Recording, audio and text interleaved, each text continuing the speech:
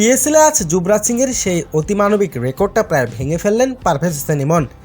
এক ওভারে টানা 5 ছক্কা মেরে যখন গ্যালারিতে ঝড় তুলেন, তখনই লাহোর কালান্দার্সের মালিক নিজেই সিট থেকে দাঁড়িয়ে হাততালি দিতে বাধ্য হলেন। অল্পের জন্য রেকর্ড মিস করলেন ইমন। অবিশ্বাস্য এক রেকর্ড গড়ে হলেন ম্যাচ সেরা। দর্শক, এসবের বিস্তারিত থাকছে ভিডিওর প্রতিবেদনে।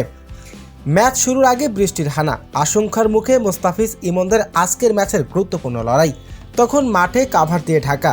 ক্রিকেট প্রেমীদের অপেক্ষা, এখন কেবল আকাশ পরিষ্কার হওয়া। অবশেষে অপেক্ষার অবসান ঘটিয়ে নির্ধারিত 20 ওভারের খেলা হয় 13 ওভারে চূড়ান্ত। টসে হেরে এদিন আগে ব্যাটিং করতে নেমেছে লাহোর কালান্দার্স। এদিন নাইমের সাথে ওপেনিং করার সুযোগ পান পারভেজ হোসেন ইমন। শুরুতে বেশ খড়েছেছিলেন তিনি, তবে শুরুতে 9 বলে 10 রান করেন ইমন। অপর প্রান্তে ব্যাট হাতে ঝড় তুলেন মোহাম্মদ নাইম। এরপর চোখ ধাঁধানো পারফরমেন্স ইমনের। নওয়াজের এক ওভারে মারেন 3 ছক্কা, সেই ওভারে তুলে নেন 20 রান। চোখ ধাঁধানো পারফরমেন্স, শেষ 9 বলে করেন 36 রান। সেই ইনিংসে হাঁকিয়েছেন 5টি ছক্কা এবং 2টি 4। চোখ ধাঁধানো পারফরমেন্স, এদিন মাত্র 19 বল মোকাবেলা করে করেন 45 রান। ইমনের সেই ঝোড়ো ইনিংস পিএসএলে যুবরাজ সিংয়ের সেই অতিমানবিক রেকর্ডটা প্রায় ভেঙে ফেলেছেন পারভেজ হোসেন ইমন। এক ওভারে 5 ছক্কা পারভেজ হোসেন ইমনের চোখ ধাঁধানো পারফরমেন্স এদিন লাহোর কালান্দার পায় বড় পুঁজি।